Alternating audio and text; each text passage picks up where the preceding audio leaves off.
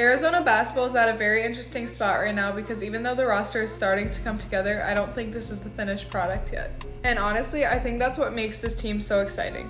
Looking at Arizona right now, I think this is a team with a really high ceiling. You have talent in the backcourt, versatility on the wings, size inside, and obviously one of the best coaches in college basketball with Tommy Lloyd. But when I look at this roster, there's one question that keeps coming up for me, the power forward position. Because I don't think Arizona needs another player because this roster isn't good enough. I actually think Arizona is already a really good team, but adding the right piece at the four could completely change what this team is capable of doing, especially in the Big 12 and in March. So today I want to break down where Arizona stands right now, what I think the starting lineup looks like, the potential additions Arizona might add, and what happens if Arizona decides to stick with the roster that they currently have. Before we get into each player individually, I want to start with what I think Arizona's starting lineup looks like right now. Obviously, this roster is developing and things can change, but if the season started tomorrow, this is the group I would expect. At point guard, I have Dixon. At shooting guard, Holt. At small forward, Kharchenkov. At power forward, Ugnius Jarusevicius. And at center, Krivas. The reason I like this group is that everyone brings something different. Dixon gives you the floor general and the guy who controls the offense. Holt gives you another creator and someone who can become a major scoring option.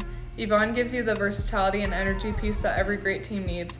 Ugnius gives you the size and skill at the floor, and Mo gives you that inside presence. The biggest thing with this lineup is that every player has a role, and how much each of them develops is going to determine just how high this team can go. Starting with Dixon, I think he could be one of the most important players on this roster because he's the guy that connects everything.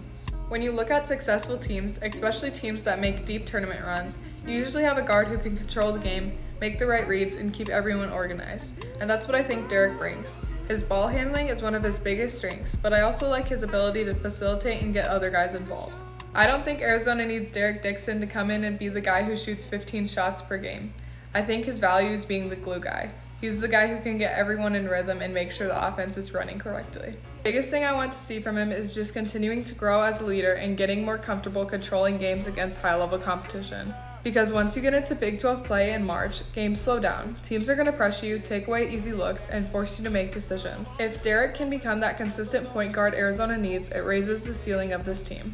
Next is Holt, and I think he has one of the biggest opportunities on this roster. One of the biggest questions for Arizona this season is going to be, who becomes that guy you trust to create offense when you need a bucket? And I think Caleb has tools to become that player. He has the athletic ability, he can attack the basket, and he can make plays in a lot of different ways. The biggest things I want to see with Caleb this season are more consistency with his perimeter jump shot and continuing improving his half-court ball handling. Because we already know what he can do athletically. We know he can make plays, but when you're playing against really good teams, you can't always rely on transition opportunities. You have to be able to create in the half court. If Caleb can become a more consistent shooter and continue improving as a creator, I think he has a chance to be one of Arizona's most important offensive pieces. And with some of the production Arizona lost, having someone who can create their own shot is going to be huge.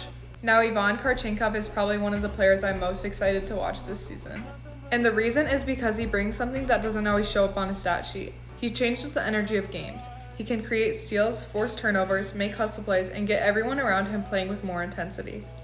And I think Ivan's going to be the energy guy for Arizona. He can get everyone fired up and make plays that can completely change the momentum of the game. Another thing I really like about Ivan is his versatility. Last year he was able to switch between playing small forward and power forward, and that experience is really valuable. He understands how to defend different types of players, and Arizona can use him in different ways depending on the matchup. And with Tobe gone, Ivan's going to have to be someone who has to take a bigger role. With this ability, I think he's going to become one of the more important players of this team because of everything he brings beyond just scoring. Now we get to probably the biggest question mark in the starting lineup, Ugnius Jarusevicius. And I want to make it clear, I really like Ugi as a player. And when he was healthy at Nebraska, we saw some really good things from him. He has size, he's versatile, and he gives Arizona another player who can do multiple things on the floor. For me, the question about Ugi isn't about talent. I think the talent is there. The question is whether he can stay healthy or not. If he can stay healthy and play the way we know he's capable of, I think he can be a very important piece for Arizona. The Big 12 is a physical conference, and having someone with his size and versatility is valuable, but availability matters, especially when you're talking about a team with high expectations. Then you have Krivas at center. I think Mo's going to have a really important season with Tobe gone this year because now there's more responsibility in the front court. Arizona is going to need him to rebound, defend, protect the paint, and be that consistent inside presence. I think Mo is really important because if Arizona wants to make a deep tournament run, your big guys have to show up. And one thing I'd love to see is him continuing to develop his outside game, because if he can stretch the floor more, that just makes this offense even harder to defend. So now we get to the biggest question. Does Arizona need a power forward? And I think the answer is yes, but it's not about fixing a problem, it's about raising the ceiling. I think Arizona can be a really good team with the roster they have right now, but if they add the right player, I think it changes what this team can become. The Big 12 is extremely physical. You're going to see teams with size, athletic forwards, and experienced front courts. Adding another versatile four gives Arizona more options. It gives them more rebounding, it gives them more defensive versatility, and it allows Tommy Lloyd to create more lineup combinations. The biggest thing Arizona needs to focus on is not just about adding someone, it's about adding the right fit. Bakary Diba is probably one of the biggest names to watch. What stands out with him is his versatility and athleticism. He's the type of player who can impact the game in multiple ways, which fits the way Arizona likes to play. Another name is Pavle Bachko. The biggest thing he brings is size, adding another big, versatile player who could really help Arizona match up with some of the bigger teams they will see throughout this season. Malik Lewis is another really interesting fit. His athleticism, defensive ability, and experience playing professionally make him someone who could immediately impact the team. But let's say Arizona doesn't add anybody else. I think this is still a really good basketball team, and I don't think the ceiling disappears. I think the biggest difference is that guys would just have to take on a bigger role. I think Yvonne would have to continue developing into an even bigger piece, Ugnius would have to stay healthy, and Arizona would have to rely more on internal movement. One thing that would be interesting is seeing how Arizona uses its size. You could have lineups where you have multiple bigs on the floor at the same time, and that could actually become a strength. Overall, I think Arizona is in a really good position right now. The talent is there, the coaching is there, and the foundation is there. The biggest question is just whether Arizona can find that final piece that takes this team from really good to potentially special. If they add another impact power forward, I think the ceiling gets extremely high.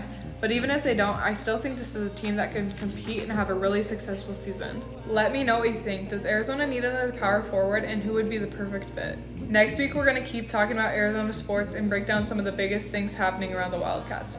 There's a lot to talk about right now, so make sure you subscribe because we're just getting started.